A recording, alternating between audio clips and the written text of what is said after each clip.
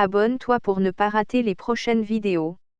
Le laboratoire de la ville de Wuhan s'est spécialisé sur ce type de virus, ces coronavirus, depuis très longtemps, depuis le début des années 2000.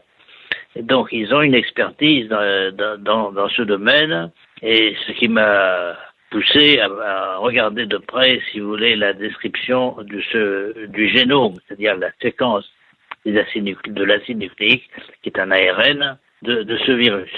Voilà, alors ça c'est le début, si vous voulez, d'une analyse qui a été faite, non seulement par moi, mais aussi surtout par mon collègue mathématicien, qui s'appelle Jean-Claude Pérez, et qui continue maintenant à développer ce que j'appellerais une biomathématique, c'est-à-dire l'application des mathématiques à la biologie. Alors, donc il a effectivement fouillé dans les moindres détails de la séquence. On n'a pas été les premiers, puisque un groupe de chercheurs indiens a essayé de publier une analyse qui montrait que le génome complet de ce virus, de ce nouveau virus, coronavirus, avait des séquences d'un autre virus qui est, aux surprises pour moi, qui est le VIH, le virus du sida.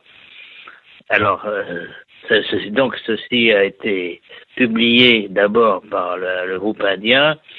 On l'a obligé de se rétracter parce qu'il y a une énorme pression pour tout ça, n'est-ce pas, pour que la vérité fasse jour. Mais la vérité scientifique fait toujours par émerger même de tout ce qu'on veut cacher. Pour insérer une séquence de VIH dans le génome, il faut avoir des outils moléculaires. C'est pas le patient qui va le faire.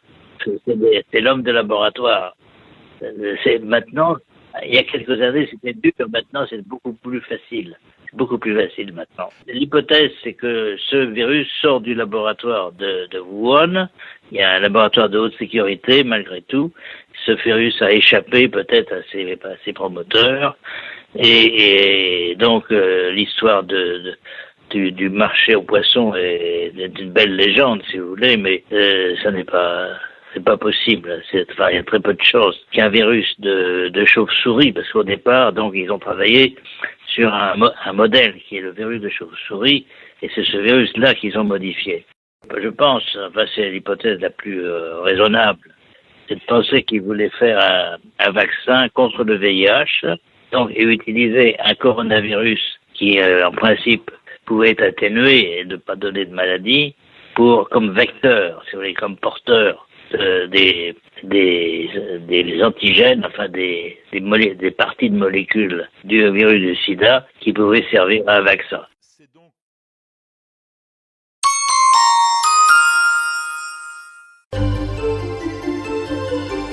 N'oubliez pas d'aimer, de partager et de donner vos avis en commentaire.